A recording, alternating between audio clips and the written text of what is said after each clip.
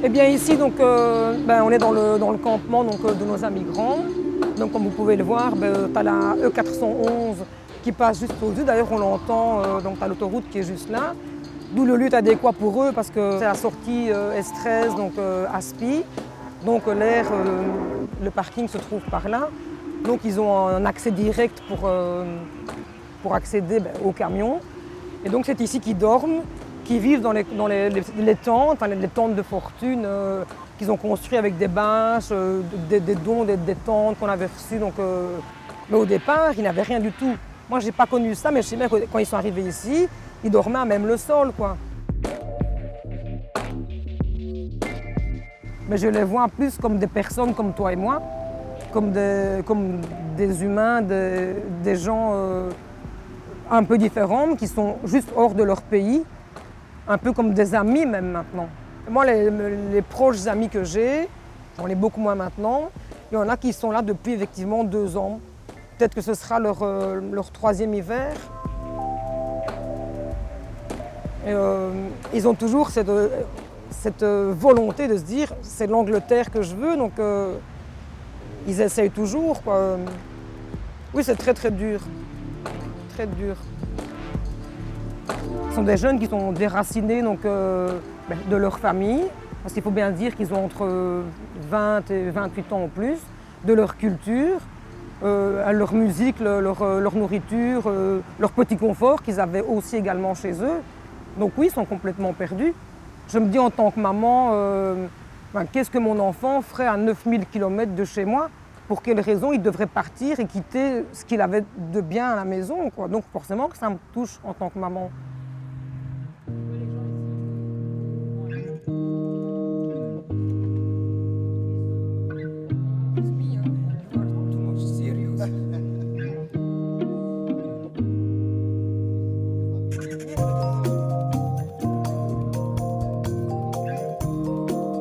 Ici, on vient dans le but de leur offrir un repas, première chose, puisqu'ils sont dans la nature, ils n'ont rien.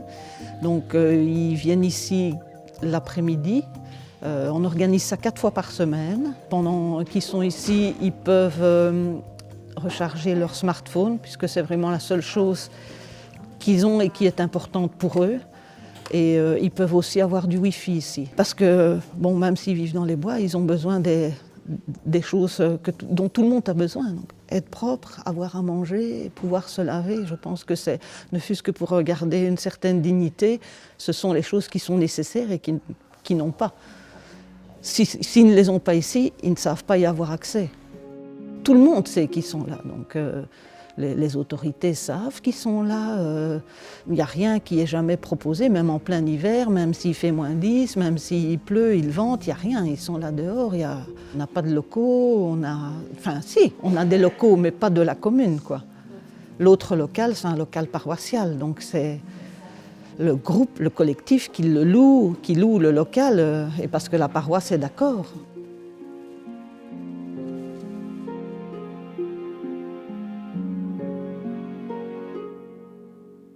On a été interpellés par des citoyens et vu l'élan de solidarité, on a voulu évidemment soutenir l'action, même si ça ne fait pas spécialement partie de nos missions.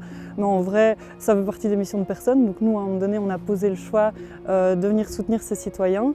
Il y en avait certains qui se posaient des questions, notamment sur ce qu'ils pouvaient faire ou ne pas faire. Et donc on a voulu aussi les rassurer et on donne des séances d'information, notamment pour dire que le délit de solidarité, ça n'existe pas en Belgique. On peut toujours apporter une aide humanitaire quand une personne est en danger. Et il y avait vraiment une volonté de rassurer les citoyens à ce niveau-là pour encourager et pour saluer toute l'implication qu'ils ont dans cette problématique-là. Donc on a réuni ces collectifs et tous ensemble on s'est dit qu'il fallait interpeller les pouvoirs publics. On a écrit au gouverneur, on a écrit aux différents ministres, on a sensibilisé les bourgmestres pour pouvoir faire en sorte que les pouvoirs publics se saisissent de la question. Aujourd'hui au niveau des communes, il y a quand même certains soutiens qui sont apparus, mais la problématique reste entière.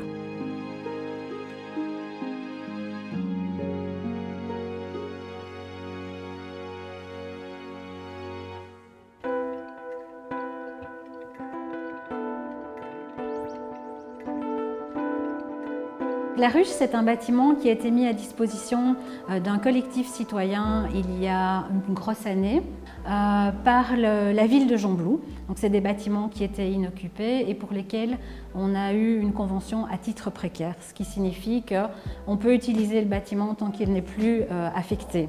Avant d'être dans ce bâtiment en dur, on a commencé nos distributions là où on trouvait les migrants, c'est-à-dire sur le parvis de la gare. Mais on était dans un mode nomade où bénévoles et migrants n'avaient pas de lieu pour se poser. C'était très très lourd à porter pour le bénévole, mais surtout pour les migrants qui restent en mode survie puisqu'ils doivent se rappeler on est mardi et je dois aller à tel endroit, demain ce sera un autre endroit et si je ne suis pas à temps pour la distribution, je n'aurai rien du tout puisqu'ils seront repartis. Ici, vous l'avez vu en visitant, c'est coloré, mais c'est coloré par eux. C'est leur maison et c'est celle des bénévoles puisque chacun vient donner son coup de main pour que ça fonctionne comme un foyer. Ça nous a paru finalement assez normal de mettre le bâtiment à disposition. C'était finalement la moindre des choses par rapport au courage dont les jeunes font preuve dans leur parcours de vie, puisqu'ils essayent de forcer un peu leur destinée, de se donner un avenir meilleur.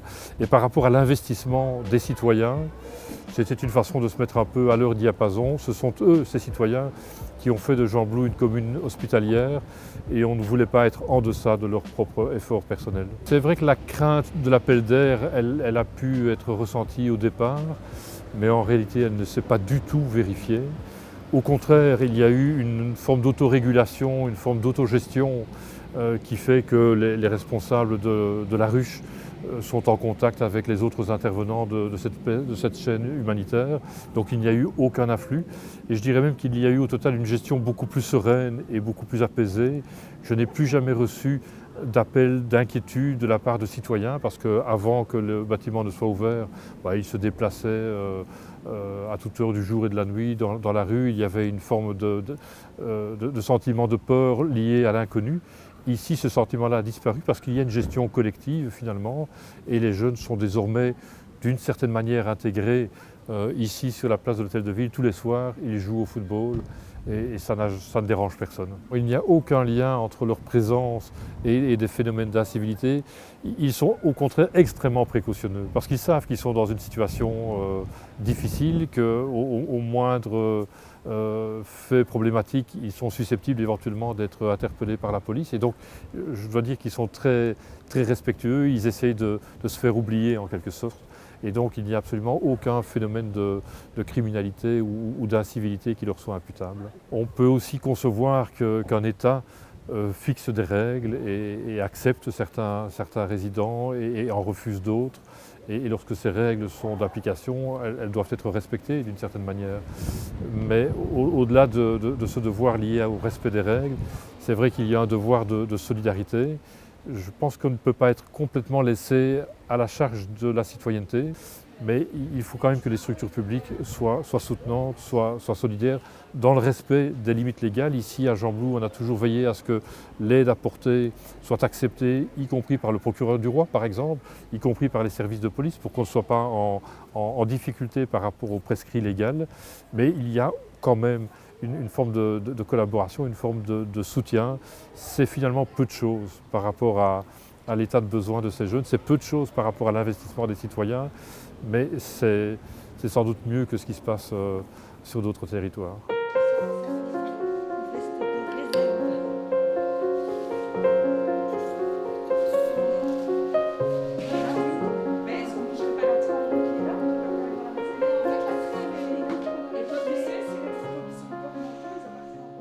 Sur leur parcours, ils ont été vraiment victimes d'énormément de racisme pour la plupart. Et en arrivant ici, on essaye de leur redonner une dignité humaine, ce qui n'est pas toujours évident parce que la façon d'être traité par certains policiers, c'est encore en Belgique, certains ouvrent des yeux vraiment étonnés en disant on pensait que dans l'Europe des droits de l'homme, on n'allait pas vivre ça, mais on vit ça. Donc nous, on est là pour pas pallier, mais on essaye de leur redonner confiance en eux, de dire oui, tu es quelqu'un de bien, etc. Et puis, oui, on a rencontré des personnes, vraiment des jeunes aussi extraordinaires. J'ai accompagné un jeune de 16 ans qui avait vraiment vécu le pire de ce qu'on peut imaginer et qui a demandé l'asile ici en Belgique. Et il me téléphone tous les jours. Pour lui, je suis sa maman. Et voilà. Et même au cours de français, la semaine passée, son professeur lui dit « Mais quoi, tes parents sont venus de ton pays ici en Belgique ?» « Non, non, c'est ma maman ici en Belgique. » Voilà, c'est vraiment garder des liens très forts avec certains qui sont en Angleterre et avec d'autres qui sont en Belgique. Ah, il y en a qui sont tout jeunes. J'en ai un qui était chez moi jusqu'il y a 3 jours, qui a 15 ans, qui est parti à 11 ans de son pays, 2 ans en Libye. Voilà, des choses très, très difficiles. Il y a des plus âgés aussi, c'est pas pour autant que c'est plus facile pour eux, parce qu'ils voilà, ont de la famille, des enfants qu'ils doivent aider. Mais pour certains pays, ce qui est très difficile à entendre, je trouve, de la part d'autres personnes en Belgique, c'est qu'ils n'avaient qu'à rester et défendre leur pays. Il y a des pays où c'est pas possible. Des pays où ils seront tués, où ils seront mis à mort, ou bien la conscription à vie, ils seront obligés de rester au service militaire toute leur vie, en commettant des exactions avec lesquelles ils ne sont pas d'accord. Donc voilà, ils n'ont pas d'autre choix que de partir.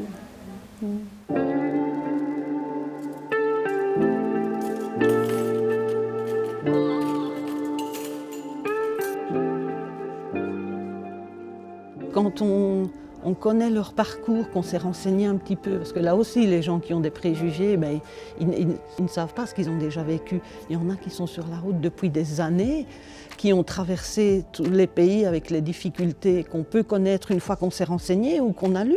Il suffit de lire parfois le parcours d'un seul. C'est quand même le parcours que la majorité traverse. Ça dure des années. Ils font une demande peut-être d'asile en Suisse ou dans un autre pays. Ils restent là pendant 2 ans, ils ont espoir, puis ils ont un négatif. Ils repartent toujours avec l'espoir. Ils font peut-être une demande d'asile ici ou alors ils essayent de passer en Angleterre et toujours avec la même force. Je dirais, parfois, on voit dans leur regard qu'il y a un petit quelque chose qui est effacé. Et bien, il suffit qu'on leur adresse la parole et qu'on leur demande « ça va ?» Ils ne vont jamais dire non. Hein. Oui, oui, yes, mamie, yes, toujours. Moi, je pense vraiment qu'ils ont beaucoup à nous apprendre. Ce sont des personnes qui incarnent le never give up. Ils n'abandonnent pas, ils peuvent avoir des ennuis, repartir le lendemain avec une banane jusque-là. Ils sont résilients. Après chaque coup dur, ils se posent quelques heures et puis c'est reparti. C'est des gens qui sont extrêmement respectueux. Vraiment, le respect est là. Il n'y a jamais de paroles déplacées, d'actes déplacés. Ce sont des gens qui sont vraiment très positifs, très chaleureux et qui vraiment méritent d'être rencontrés. Ce que je souhaiterais pour eux, c'est évidemment un accueil beaucoup plus facilité, une considération, un respect de l'autre, que la police les respecte, que les gens dans la rue les respectent bien, qu'ici en Belgique ils trouvent qu'il y a très peu de racisme par rapport à d'autres pays. Ils sont vraiment étonnés. Certains en Angleterre m'ont dit on voudrait recréer un petit Jean Blou là-bas parce qu'on n'a jamais rencontré des gens comme vous. Un accueil, un amour, tout ce qu'on a reçu de vous. Ouais.